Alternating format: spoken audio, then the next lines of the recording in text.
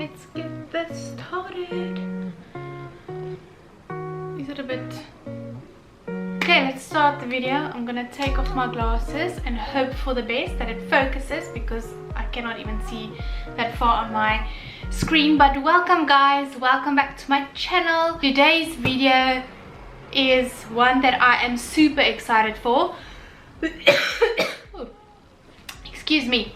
So this video today is going to be how to become a chartered accountant, and this is a question on Instagram and on YouTube that I get like very often. It's my main question that I get, and I try to respond to everyone, but sometimes I can't like properly explain. So I just thought, let me make a video, and I think it will help a lot of people just to understand. And then subscribe to my channel if you have not yet, and then I hope you enjoy. And yeah, I figured I wanted to like grab a paper and write things down that I can talk about, but then I thought, let me just go through my journey. I am a chartered accountant. I went through it all, so I can literally just speak to the camera and explain to you my journey and how I became a chartered accountant. So here it goes. So the one thing that I just want to mention straight away is I qualified in South Africa. So my entire story, my entire experience is based on the system and how it works in South Africa. It might be similar for other countries. I'm sure it would be. There might be small differences, but just be aware of that. But I think it will probably be mostly the same. I don't know. So how it all starts is in year 12, which is our matric year.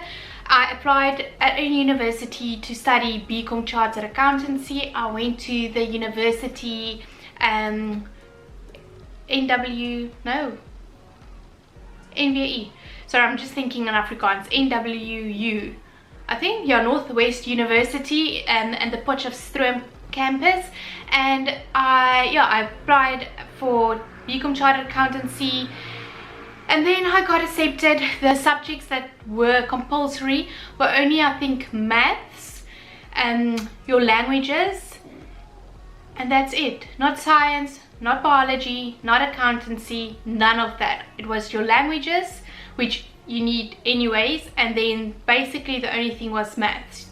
So that's great. If you like get to matric and you're like, oh, I actually wanted to study accountancy, like that's back in the day. This is 2012, yeah, but I'm sure that didn't change. But that's basically how I applied, and then my study started in 2012, and the degree, the undergraduate degree, is 3 years. So you study 3 years. My first year on university, it was difficult, but not that difficult. I think it was mostly adjustments of I studied like far away from home. Well, not far away, but 7-hour drive from where my parents lived. So, you know, I think that was the difficult part for me. My second year was definitely the biggest, the most difficult year of my degree. And then, yeah, you do your third year. And then in your third year, you basically, once you finish your third year, you have your degree, which is just a BCom, a Chartered Accountancy degree. And then towards the end of your third year, you apply for your honors, and then I think you had to have like 65 at least as an average, your overall average, to apply for the honors. To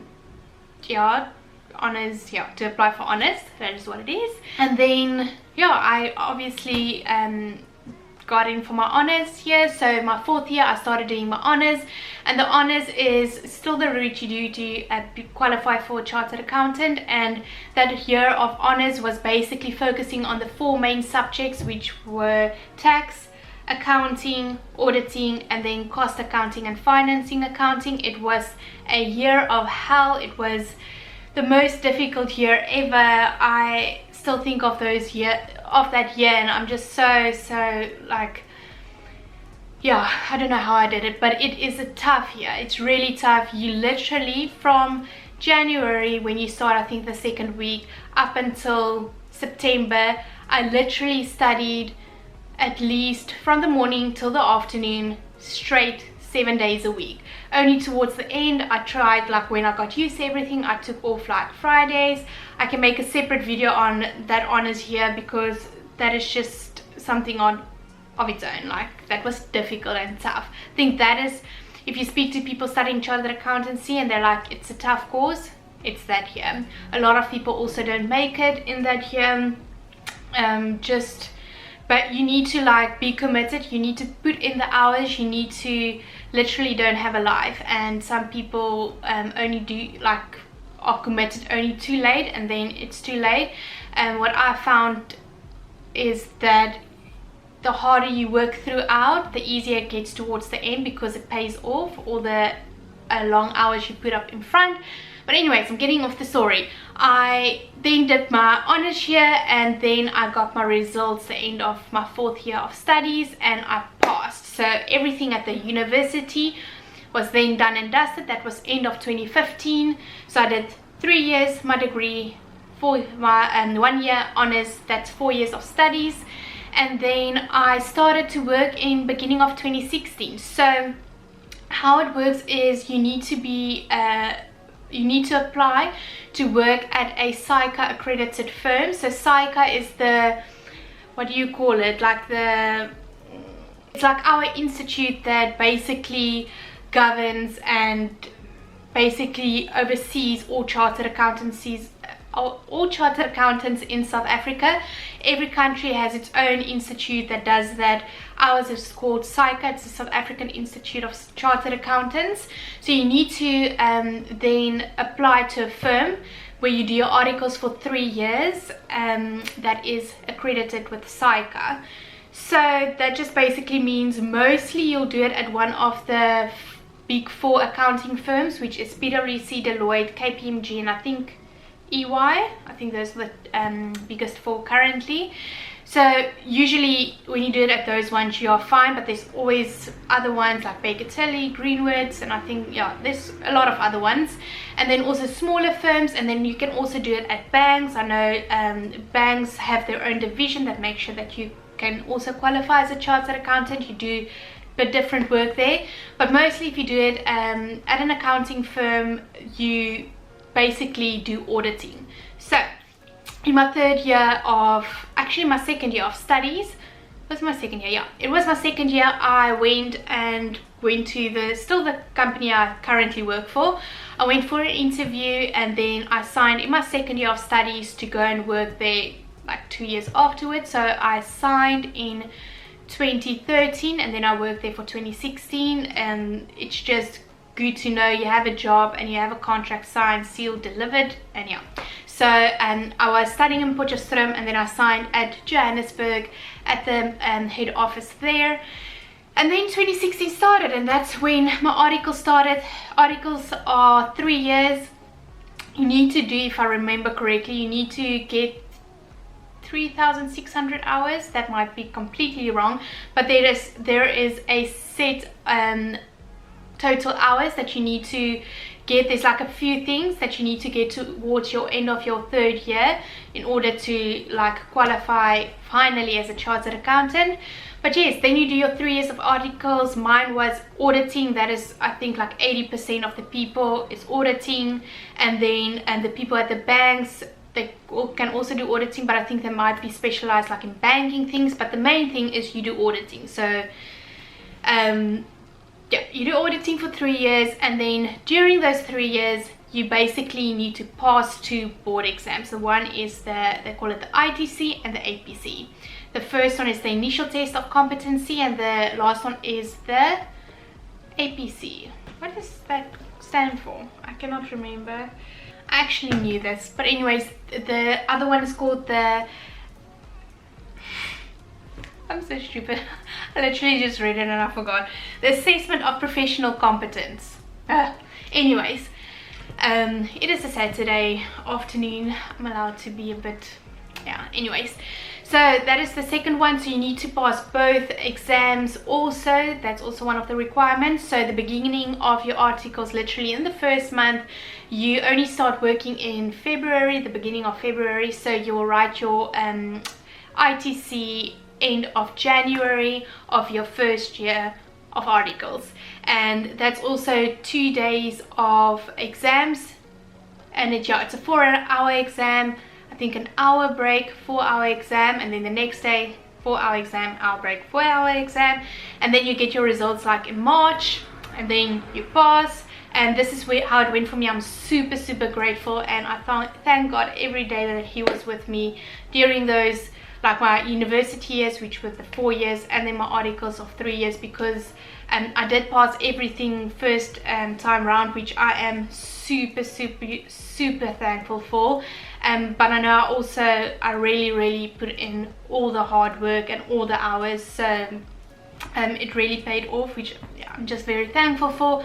But then yeah, after that exam you get your results and you do your articles normal the first year. The second year, I cannot remember exactly when, but then you start with your APC exam. It's the entire year, but then you write it in November of that year, like the final one. So they basically give like a course, they call it the board course. So you sign up with the board course. Your firm, well, usually the big 4 entities pay for it, like big 4 accounting firms, and I'm sure that any other firm will pay for it because it's an investment in the employee. So then you basically write, I think it's 2 mock exams, and then you need to pass both before you can write the final. So you had a mock exam in June, and then September, and then you wrote the final in November. That mock exams, they basically prepare you. They just put a lot of time. You go to classes.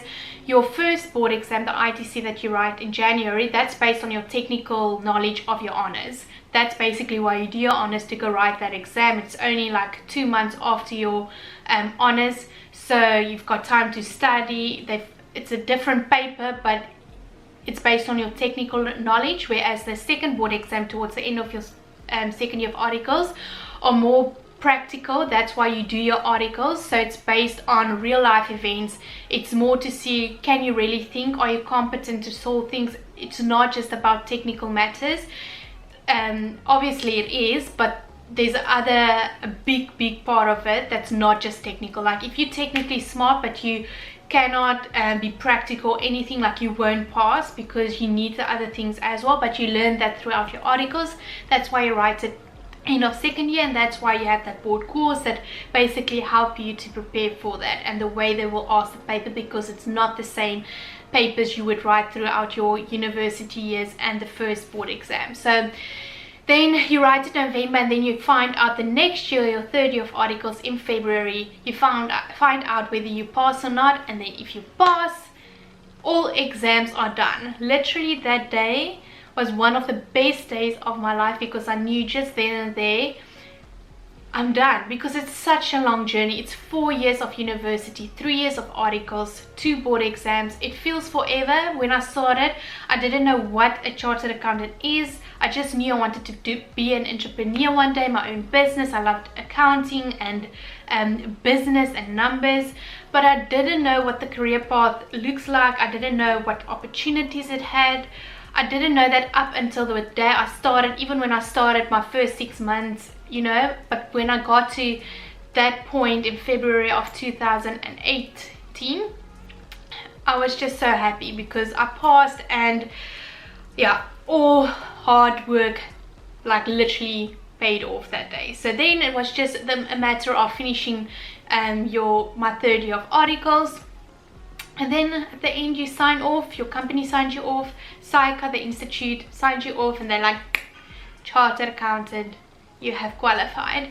And that's basically the story. Throughout your 3 years you do book your hours, like obviously electronic everything. After each job you get reviewed by your manager or the person above you.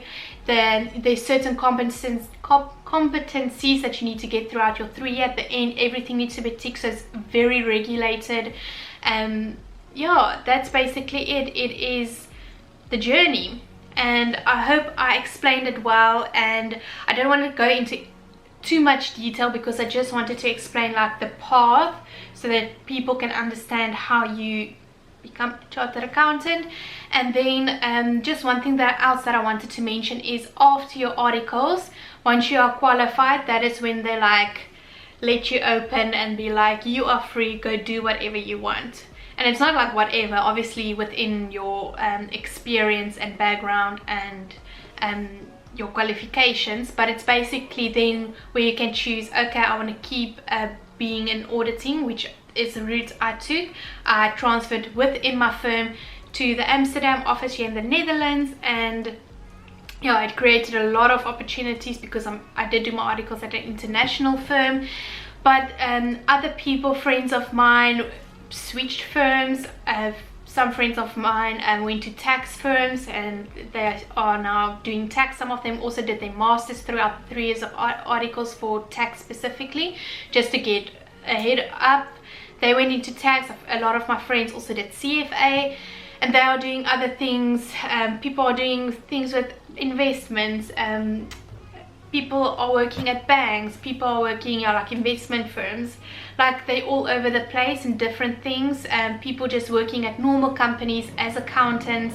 Yeah, working their way up to become CFOs or their own owners of their own companies. But that's also a video that I can make in the future, is the road ahead after articles. But that's basically how you become a CA, and just a little bit of the route afterwards. Just, it's basically up to you. And it's also, it helps whatever your experience was during your articles. Like, did you do a lot of, usually if you, it like helps, like if you did a lot of banking audits, some people end up then going to that bank. You know, like it definitely shapes you, whatever your experience is in articles, but it also doesn't. Like, you can also, it's all up to you.